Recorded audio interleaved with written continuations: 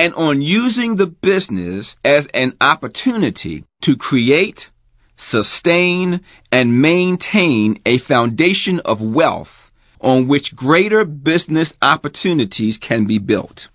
They openly embrace the concept of joint ventures and business alliances because they see this approach as an excellent strategy for accelerating the achievement of their objectives. As a result, they are very proficient with the process of structuring, building, and maintaining joint ventures. Once you determine the kind of company you are, it is time both to analyze your organization in greater detail and to carefully examine your competitive environment.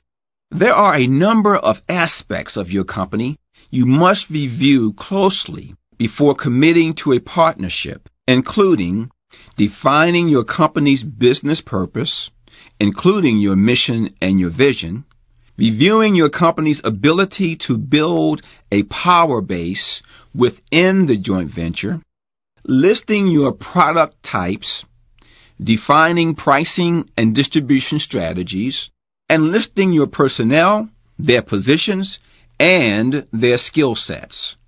Once you have done a thorough review of the internal workings of your organization, now turn your eyes outward toward your competition. Even if your business and that of your partner are in good shape, there may be something happening externally that could impact your joint venture, such as new players, market size, dollar volume, number of players, major change factors, and your market share. If business alliances were easy, every company would be pairing up with every other company. Such relationships can, however, go off track in many various and sundry ways. To minimize the probability of plunging your partnership into a quagmire, 4 areas must be addressed. Number 1, establishing relationship boundaries. Number 2, determining the alpha project. Number 3, maintaining independence. And number 4, maintaining the relationship. Too often, companies rush into a strategic partnership without first establishing boundaries and initiating guidelines that force the teammates to operate within agreed-upon confines. This must be avoided at all costs. Boundaries can be set if you look at the following areas as a kind of frame for your business relationship. First of all, the current relationship.